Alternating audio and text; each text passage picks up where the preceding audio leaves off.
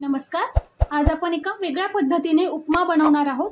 त्यासाठी 1 वाटी रवा घेतलाय मी, 5-6 मिरच्या कापून घेतलाय, 1 कांदा बारीक कापून घेतलाय, कढीपत्ता घेतलाय, कोथिंबीर घेतलीये आणि 2 तास भिजवलेली मुगाची डाळ घेतलीये, मोहरी घेतलीये, अर्धा लिंबू घेतलाय कापून, त्याचा रस काढून घेतलाय, थोडे शेंगदाणे घेतले, अगदी छोटी वाटीभर वाटाणे घेतले आणि छोटीच वाटीभर कॉर्न घेतले, स्वीट कॉर्न दोन्ही मी वाफवून घेतले, एक छोटा गाजर किसून घेतलाय आणि मीठ घेतलंय। कढई ठेवली आहे मी गॅसवर। त्यात रवा आधी आपण भाजून घ्यायचा आहे छानपैकी।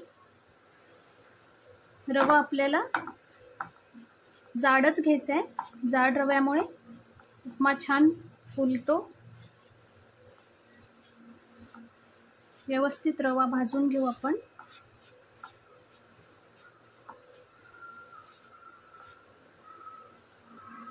रवा छान भाजून झालाय, काढून घेते मी। आता कढईत तेल घालते मी। तेल छान तापू द्यायचंय। तेल तापले, त्यात मोहरी घालते,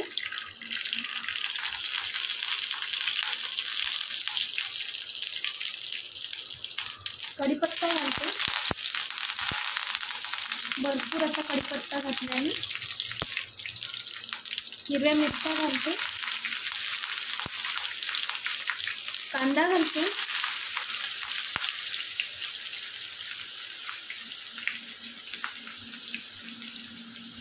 सगळं परतून घेऊ आणि कांदा आणि हिरव्या मिरच्या वगैरे परतत आहोत। शेंगदाणेही घालते मी, म्हणजे शेंगदाणेही छान यात तळून होतील।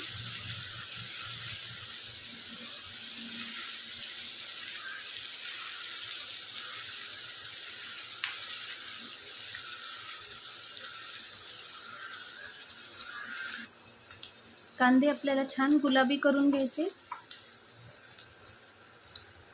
मला ही उपम्याची रेसिपी माझ्या सासूबाईंनी शिकवली होती। ते अतिशय सुंदर बनवतात हा उपमा। आता मी डाळ घालते मुगाची। मुगाच्या डाळीमुळे उपम्याला वेगळीच चव येते।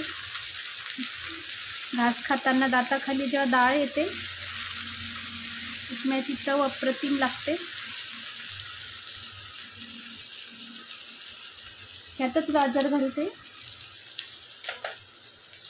गाजरही व्यवस्थित परतून घ्यायचे। गाजर किसून यासाठीच घेतले मी, कारण ते लवकर शिजतील ह्यात। आणि परतत असतानाच एका बाजूला गरम पाणी करायला ठेवायचे।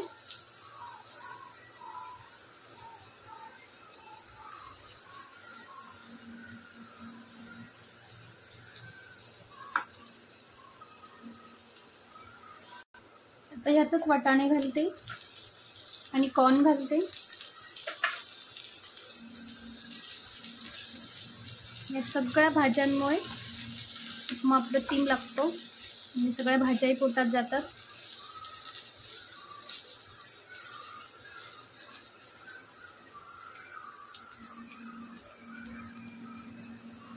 एक 2 मिनिटं असंच परतून घ्यायचे सगळ्या भाज्या। आता मीठ घालते मी चवीनुसार आणि कोथिंबीरही घालते। सगळं एकत्र करून घेते।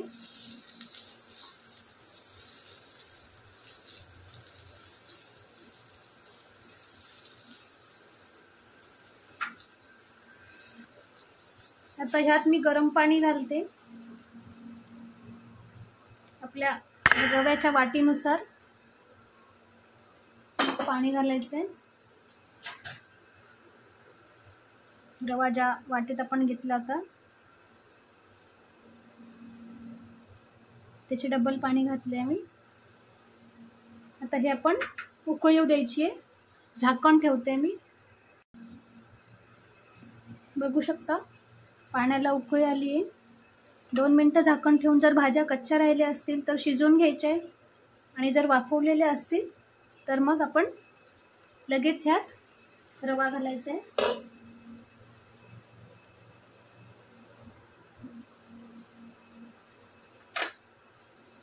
हळूहळू रवा घालत हलवत राहायचं आहे, म्हणजे गाठी होणार नाही.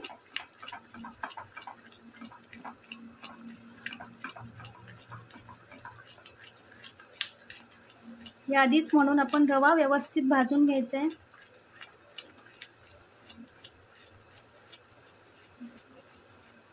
बघू शकता एकही गाठ नव्हता. रवा छान मोकळा झालाय. आता अगदी कमी गॅसवर आपल्याला याला छान शिजू द्यायचं आहे. जर पाण्याची आवश्यकता वाटत असेल तर मग किंचित गरम पाणी घालायचं आहे. मला आवश्यकता वाटत नाही म्हणून मी कमी गॅसवर शिजू देते. उपमा आपण उघडून बघूया. बघू शकता उपमा छान शिजतोय.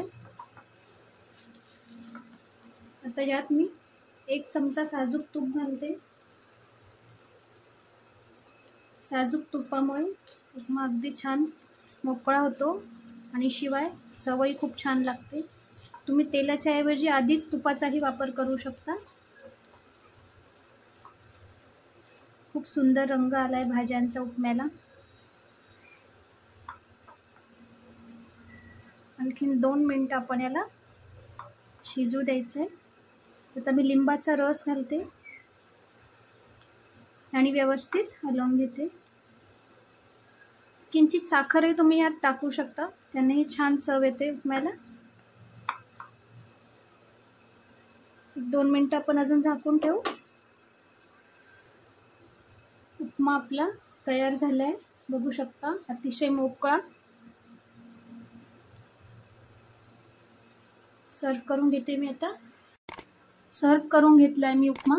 अशा पद्धतीने तुम्ही उपमा बनवून बघा आणि माझी रेसिपी आवडली असल्यास रोशनीज रेसिपीला नक्की लाईक शेअर कमेंट करा. सबस्क्राईब नसेल केलं तर नक्की करा. थँक्यू.